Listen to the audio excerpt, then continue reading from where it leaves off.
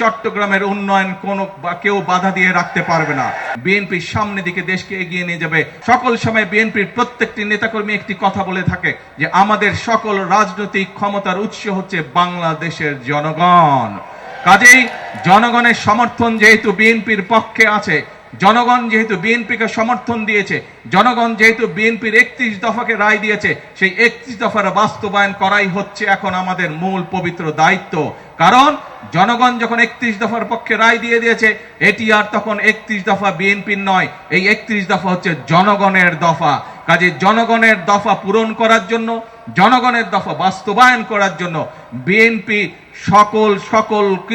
সকল প্রতিবন্ধকতা মোকাবেলা করে বিএনপি সামনের দিকে দেশকে এগিয়ে নিয়ে যাবে। RICL TMX, যুগের পর যুগ স্থাপনা থাকে মজবুত।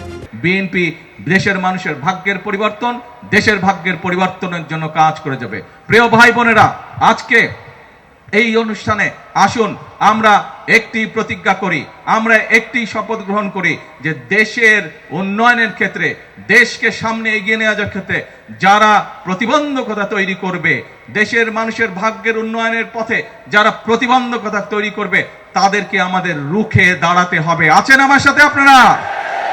ইনশাআল্লাহ। প্রিয় ভাই বোনেরা, আর আজকে দেখেছেন এই সরকার চট্টগ্রাম থেকে দুইটি গুরুত্বপূর্ণ মন্ত্রণালয়ের দায়িত্ব দুজন গুরুত্বপূর্ণ ব্যক্তির হাতে দিয়েছে।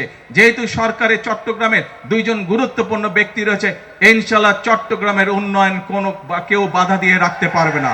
সমগ্রভাবে সমগ্র চট্টগ্রাম ধীরে ধীরে যে সকল প্রয়োজন উন্নয়নের জন্য প্রত্যেকটি কাজ ইনশাআল্লাহ পর্যায়ক্রমিকভাবে আমরা বাস্তবায়ন করব। প্রিয় ভাই বোনেরা, আসুন আমাদের সামনে লক্ষ্য একটাই, আমাদের সামনে উদ্দেশ্য একটাই, সেটি হচ্ছে দেশের ভাগ্যের পরিবর্তন, দেশের মানুষের ভাগ্যের পরিবর্তন। সেই জন্যই আমরা একটি কথা বলে থাকি, সেই জন্যই আমরা একটি স্লোগান দিয়ে থাকি, করব কাজ সবার আগে, করব কাজ সবার আগে। আসুন, এটাই হচ্ছে আমাদের প্রতিশ্রুতি, এটাই হচ্ছে আমাদের প্রতিজ্ঞা, এটাই হচ্ছে আমাদের শপথ।